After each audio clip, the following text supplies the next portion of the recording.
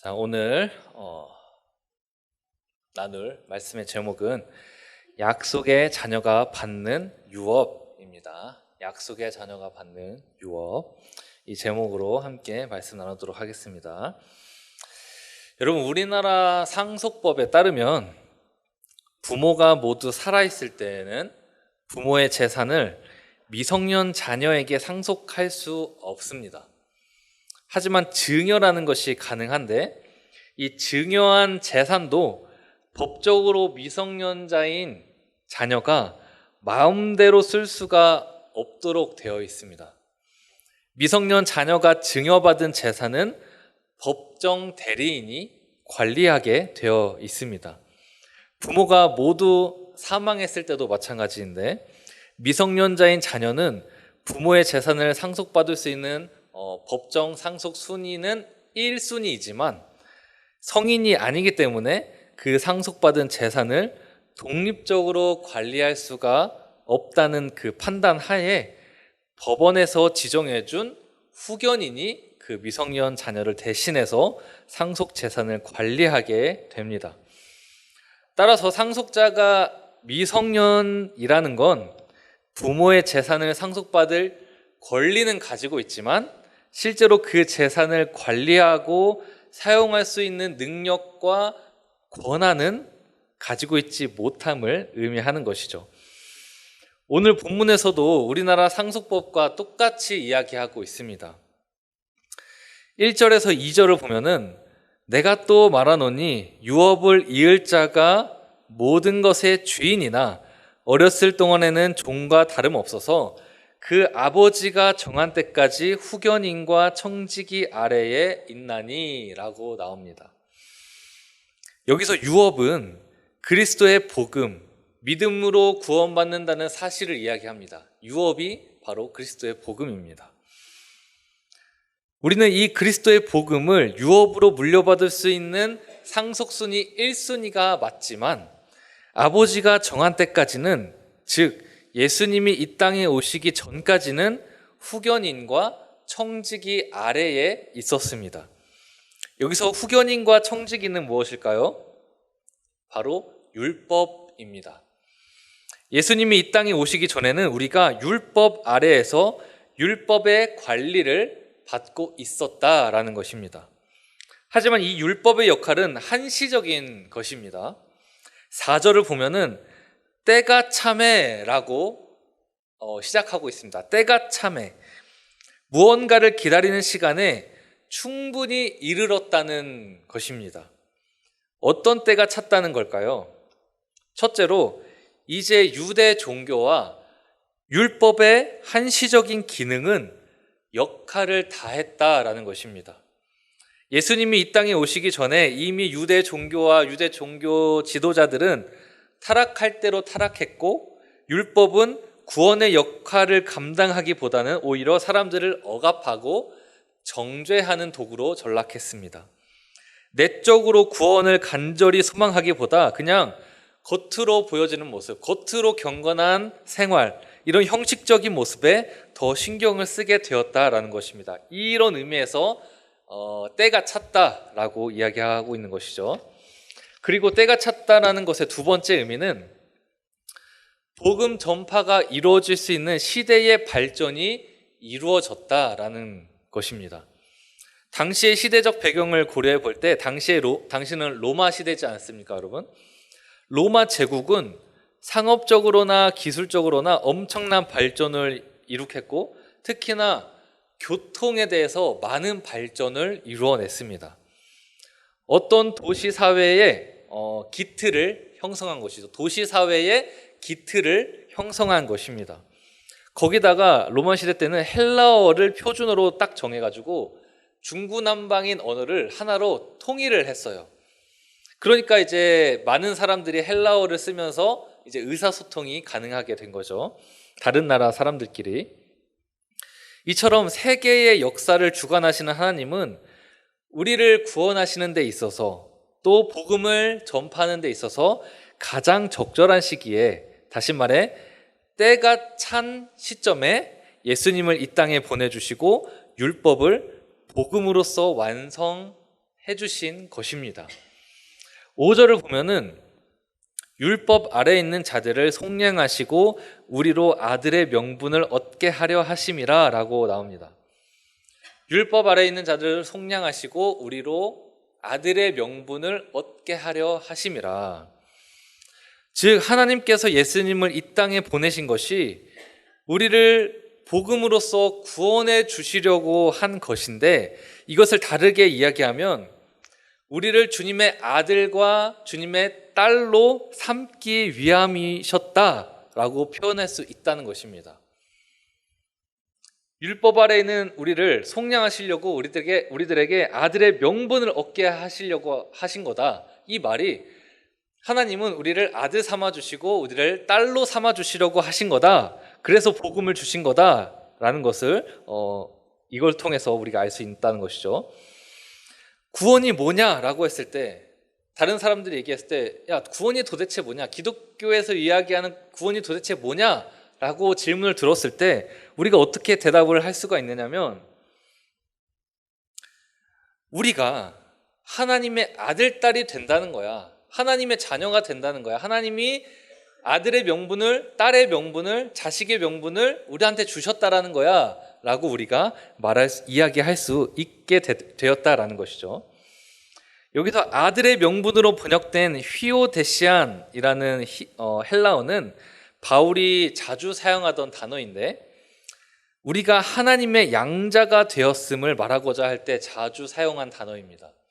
아들의 명분, 휘오데시안, 하나님의 양자라는 것이죠. 양자라는 것입니다.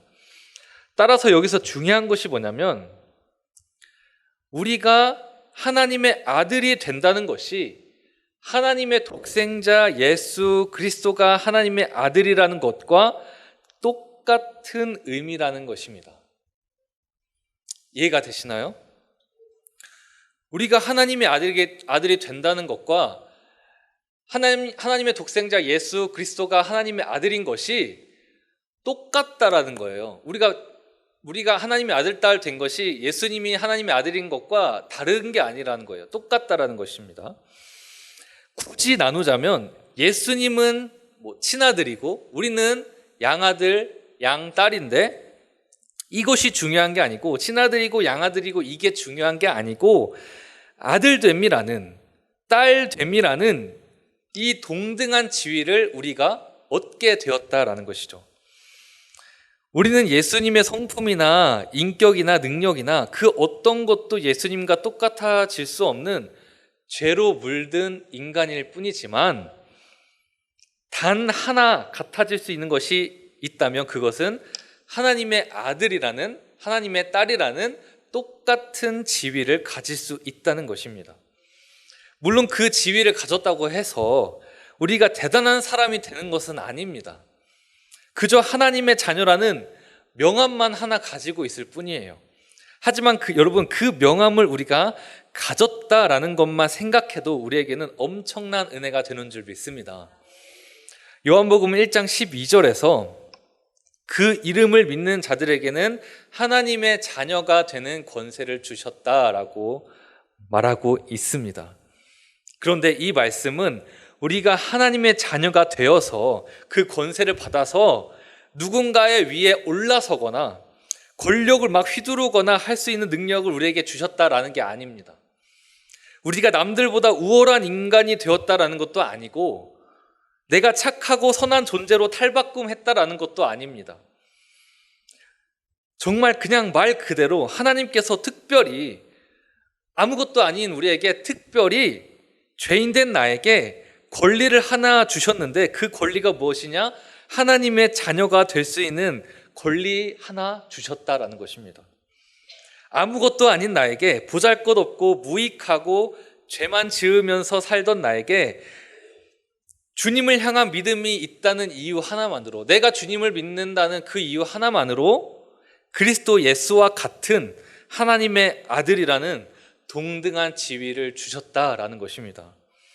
그 지위를 받아도 나는 여전히 죄인이지만, 그 지위를 받아도 내가 예수님과 같은 죄 없는 사람이 되는 건 아니지만, 똑같은 죄인이지만 그 지위를 내가 소유하고 있다는 것만으로도 우리는 당당히 하나님을 아버지라고 부를 수 있습니다. 하나님 나라에 입성할 수 있는 그런 복을 받게 되는 줄 믿습니다. 다음 본문 6절을 보면 재미있는 말씀이 나오는데 뭐라고 나오는지 한번 같이 읽어봅시다. 너희가 시작.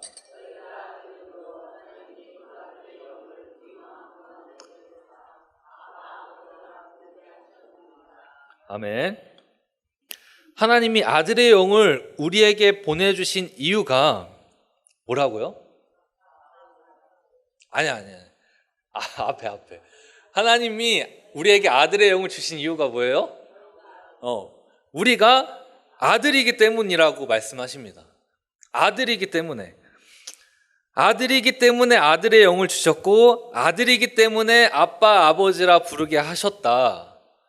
이 말이 저는 좀 재미있게 다가왔어요. 왜냐하면 당연한 말이잖아요. 아들이니까 아버지라고 부른다. 아들이니까 아들의 영을 받는다. 당연한 얘기거든요. 그렇게 생각을 했어요. 저는 이 구절을 묵상하면서 왜 당연한 얘기를 이렇게 써놓으셨지? 당연한 건데, 아들이 아빠를 아버지라고 부르는 건 당연한 건데 왜 이거를 이렇게 써놓으셨지? 이렇게 생각을 해봤는데, 이렇게 생각을 계속해서 하다가 불현듯이 생각이 난 게 홍길동전이 생각이 났습니다. 홍길동전에서 유명한 게 있잖아요. 홍길동이 아버지를 아버지라 부르지 못했던 그 슬픔, 그 안타까움, 그 한을 가지고 있었죠. 그거를 딱 생각했을 때, 아버지를 아버지라고 부르는 일은 당연한 일이 아니구나. 사실은 인류의 역사 속에서 아버지를 아버지라 부르지 못하는 일들이 많이 벌어지고 있었구나. 역사 가운데서 그런 일들이 너무나 많이 일어났었구나. 지금도 여전히 벌어지고 있는 안타까운 일이라는 것을 조금만 생각해 보면 알 수 있습니다. 아버지를 아버지라 부르지 못하는 그런 사람들이 지금 이 세상에도 너무나 많습니다. 내 얘기가 아니니까 막연하게 당연하다고 생각했던 것이지, 아버지를 아버지라 부르지 못하는 어려운 상황 가운데 있는 자들은 언제나 존재해 왔던 것입니다. 따라서 여러분, 하나님께서 우리에게 하시는 이 6절의 말씀은 그런 비슷한 상처를 가진 사람들에게 엄청난 위로가 될 줄 믿습니다. 당연한 것을 당연하게 하지 못하는 사람들에게 하나님은 말씀하시는 거죠. 너는 당연하게 내 아들이야. 당연하게 의심의 여지가 없는 내 딸이야. 그러니 주저하지 말고 너는 나를 당연하게 아빠, 아버지라고 부르렴 하고 하나님이 말씀하시는 겁니다. 그러므로 여러분, 나를 당연한 주님의 자녀로 삼아주신 주님께 감사하며 바울이 지금 이 본문에서 걱정하고 있는 것처럼 종의 자녀, 율법의 자녀가 아니라 하나님의 자녀가 될 수 있기를 간절히 바랍니다. 8절부터 20절까지의 내용을 간략하게 얘기해보면 바울은 지금 갈라디아 교회 교인들이 하나님의 자녀가 되는 것을 버리고 다시 율법의 자녀로 돌아가는 것을 걱정하고 염려하고 있습니다.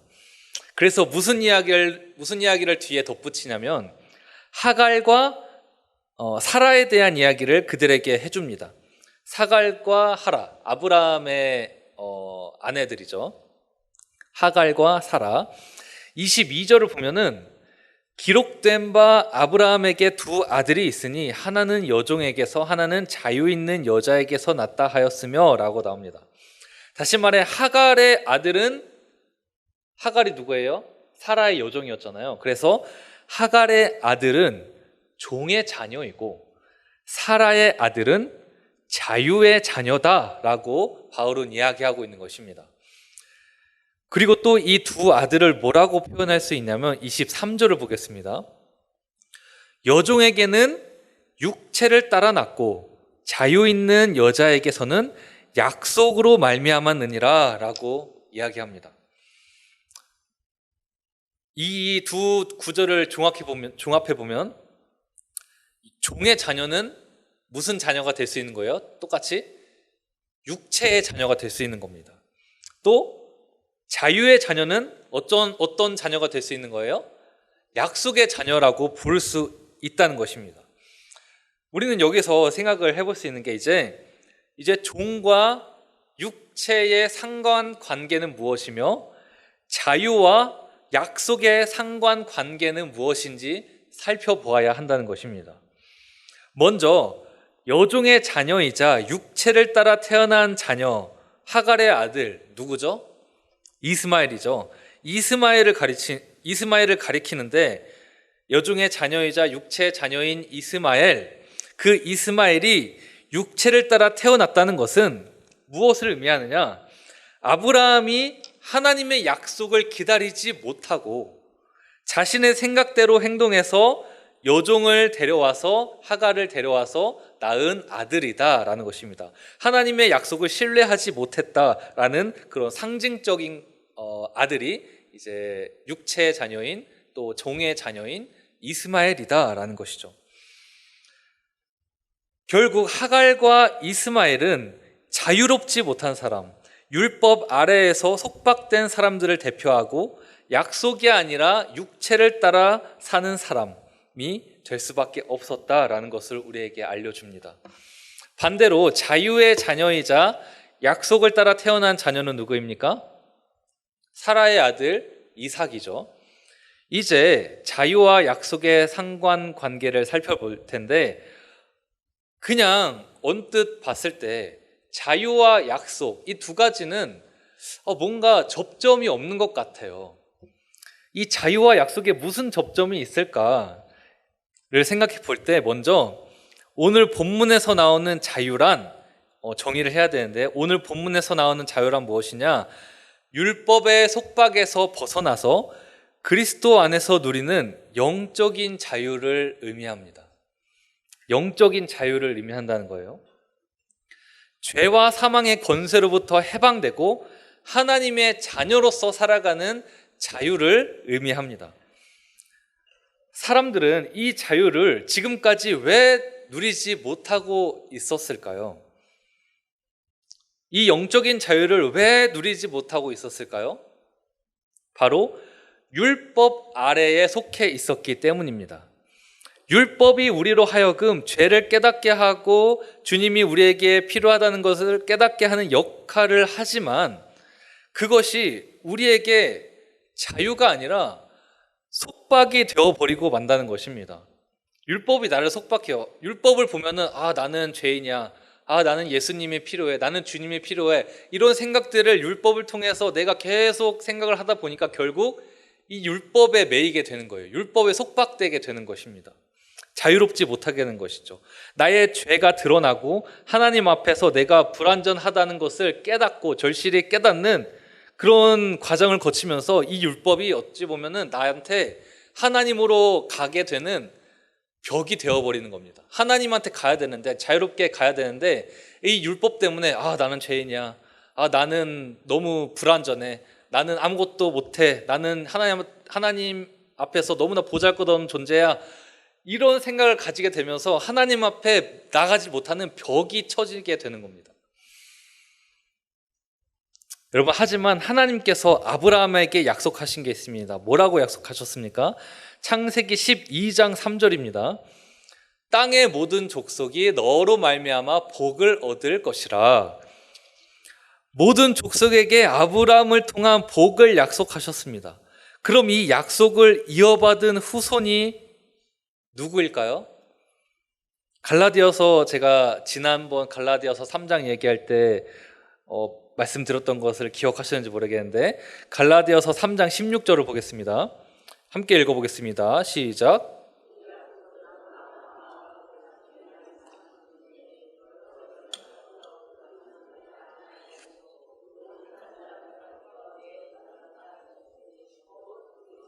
아멘.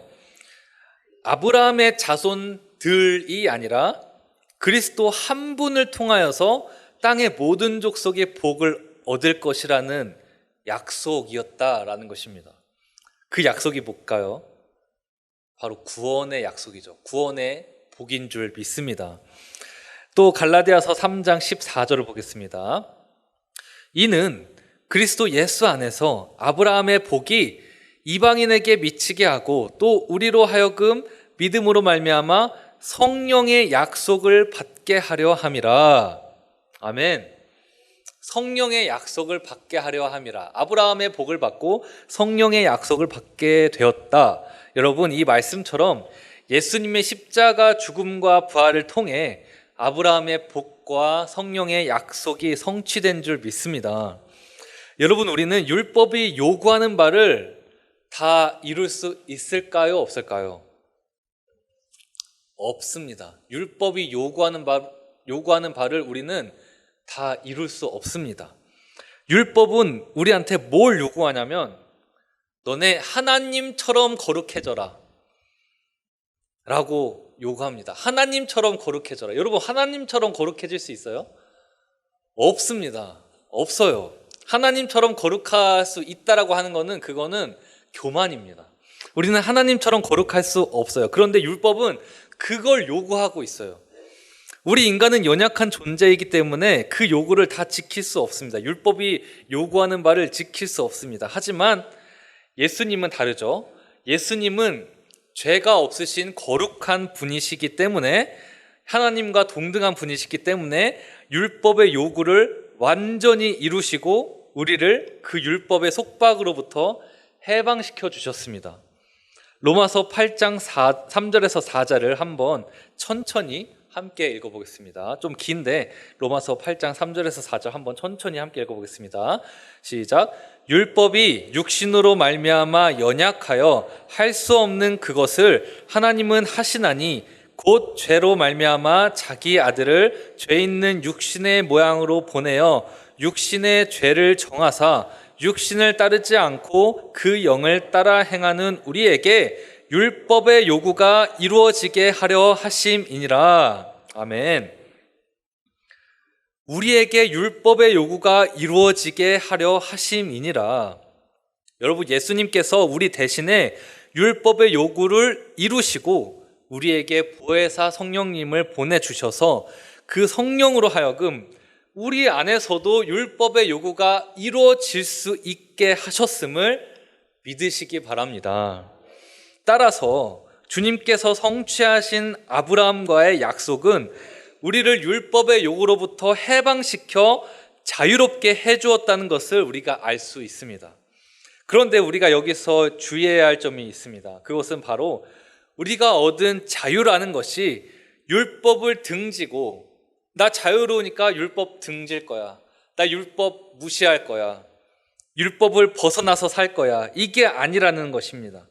자유는 뭐냐면 하나님의 자녀로서 성령 안에서 살아가는 것을 의미합니다. 성령 안에서 살아가는 것이 자유입니다. 방금 전에도 이야기했었죠. 예수님이 보혜사 성령님을 우리에게 보내셔서 그 성령으로 하여금 우리 안에서 율법의 요구가 이루어진다고 했습니다. 율법의 요구가 어떻게 이루어진다고요? 성령으로 하여금 우리 안에서 율법의 요구가 이루어진다라고요. 자유를 얻는다는 게 율법의 요구를 묵살하는 것이 아니라, 자유를 얻는다는 건 율법의 요구를 이룬다는 거예요. 이해가 되시나요? 자유를 얻는다는 건 율법의 요구가 필요 없다는 거 아니고, 율법의 요구를 묵살을 시킨다는 게 아니고, 오히려 자유롭다는 건 내가 율법의 요구를 이룬다는 것입니다. 이것을 이해하는 것이 굉장히 중요합니다. 여러분, 자유롭다는 건 성령 안에서 살아간다는 것입니다. 자유롭다는 건 성령의 인도하심을 나도 모르게 자연스럽게 따라간다는 것입니다. 성령이 내 안에 완전히 거하신다는 것이고, 자유롭다는 건 성령과 하나로 일치되어서 성령의 생각이 곧 나의 생각이 되고 나의 생각이 곧 성령의 생각이 된다는 것입니다. 여러분, 율법과 복음의 차이가 여기에 있습니다. 율법과 복음의 차이. 율법은 여러분 우리에게 요구합니다. 율법은 우리한테 요구해요. 야, 너네 도덕적으로 살아라. 너네 제사와 절기 반드시 지켜야 된다. 정결함 유지해야 된다. 정결해야 돼. 또 거룩해야 돼. 정의를 지키고 공의를 실천해야 돼. 또 사랑해야 돼. 이렇게 요구하는 게 율법입니다. 그런데 복음은 이런 요구가 아닙니다. 우리가 그리스도의 복음을 믿고 성령 안에서 살아가면 율법이 우리에게 요구하는 것들이 우리의 삶의 열매로 자연스럽게 맺히게 되는 줄 믿습니다. 복음은 요구하지 않습니다. 복음은 자유롭게 살아가게 만드는데 성령 안에서 또 성령의 인도하심 따라서 성령과 하나가 되어서 살아가게 만듭니다. 그리고 그 성령 안에서 열매를 맺게 만듭니다. 겨울이 지나고 봄이 오고 여름이 지나고 가을이 되면은 자연스럽게 나무에 열매가 맺듯이 우리 안에 성령이 있으면 내가 아무것도 하지 않아도 성령과 함께 살아가면 성령과 내가 일치가 되어서 자연스럽게 그 성령의 열매를 맺게 될 수 있다라는 것입니다. 여러분, 그러므로 복음을 포기하고 율법으로 돌아가는 건 성령을 거부하는 것이 됩니다. 성령의 인도하심이 아니라 내 생각, 내 노력으로 살아가겠다는 것입니다. 본문 28절을 보면 말합니다. 형제들아, 너희는 이삭과 같이 약속의 자녀라. 여러분, 우리는 성령 안에서 자유를 얻은 약속의 자녀인 줄 믿습니다. 예수님께서 십자가 죽음과 부활로 성령의 약속을 성취시켜 주신 줄 믿습니다. 우리가 약속의 자녀가 되어서 이제는 하나님 아버지의 유업을 받아서 구원의 확신을 가지고 살아가면서 성령으로 말미암아 죄로부터 자유로운 삶을 살아가게 되고 끝끝내 영생을 얻게 되는 저와 여러분 되기를 간절히 소망합니다. 함께 기도하겠습니다.